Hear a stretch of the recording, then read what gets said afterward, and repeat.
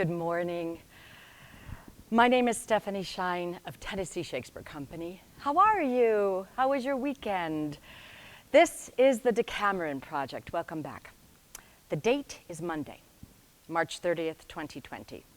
Today's theme is magnanimity. On this date in history, the painter Vincent van Gogh was born in Zuid, Holland in 1853. Poor Vincent. He worked very hard to find several jobs that would work for him. He felt his first real calling was to be a preacher and to spread the word of God. So much so that in 1879, he went to Belgium, and after 3 months of training in evangelicalism, he was a preacher in a mining town in Belgium.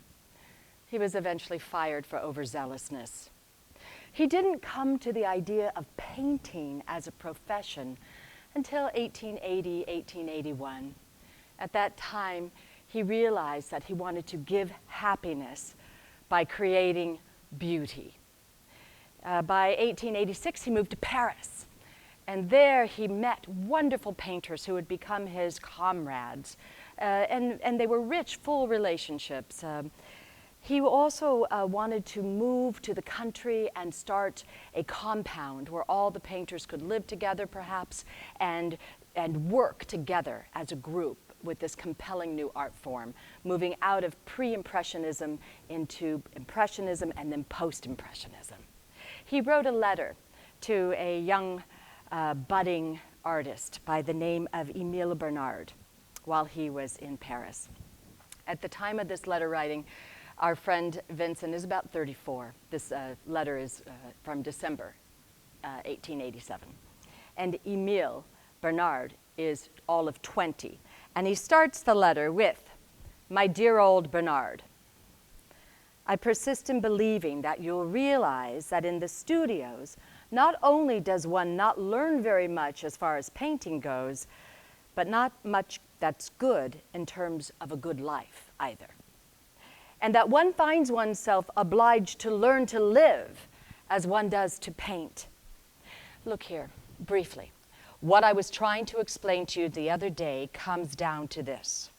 In order to avoid generalities, let me take an example from life.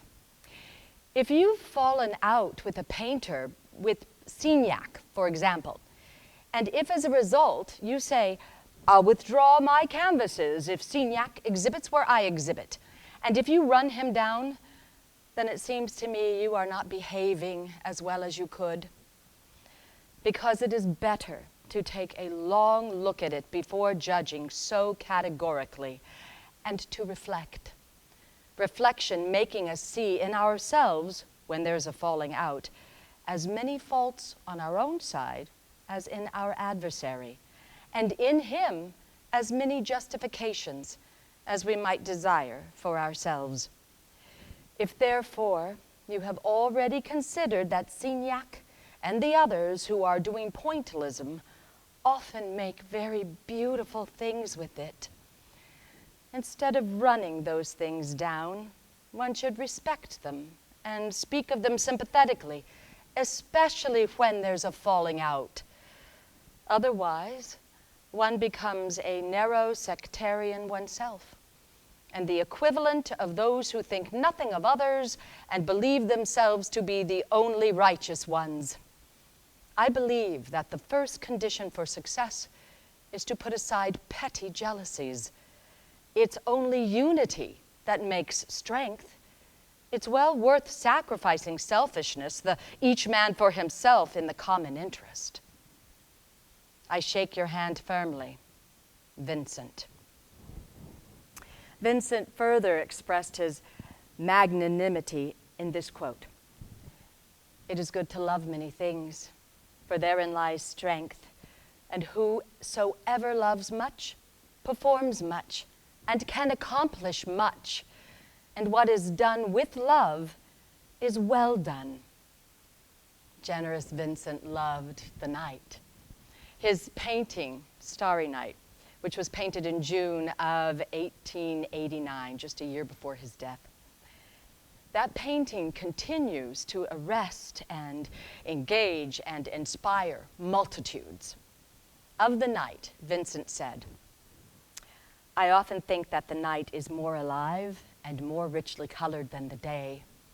For my part, I know nothing with any certainty, but the sight of the stars makes me dream. When I have a terrible need of, shall I say the word, religion, then I go out and paint the stars. Spread thy closed curtain, love performing night, that runaway's eyes may wink, and Romeo, leap to these arms untalked of and unseen. Lovers can see to do their amorous rites by their own beauties, or if love be blind, it best agrees with night. Come, night, thou sober-suited matron, all in black, and learn me how to lose a winning match, played for a pair of stainless maidenhoods. Come, night, come, Romeo, come thy day and night, for thou wilt lie upon the wings of night, whiter than new snow upon a raven's back. Come, gentle night, come, loving, black-browed night, give me my Romeo, and when I shall die, take him and cut him out in little stars, and he will make the face of heaven so fine that all the world will be in love with night and pay no worship to the garish sun." That was young Juliet. Within 24 hours of meeting her Romeo, she was already willing to share him with the world. Thank you for joining me today. I hope you can take a moment to look at the works of Vincent van Gogh, online perhaps. And I hope that you remember his magnanimous heart, and maybe it will affect your own magnanimous heart. And as for our present situation, Vincent once said, "The beginning is perhaps more difficult than anything else, but keep heart. It will turn out all right." I look forward to the next time, and until then, I shake your hand firmly. Goodbye.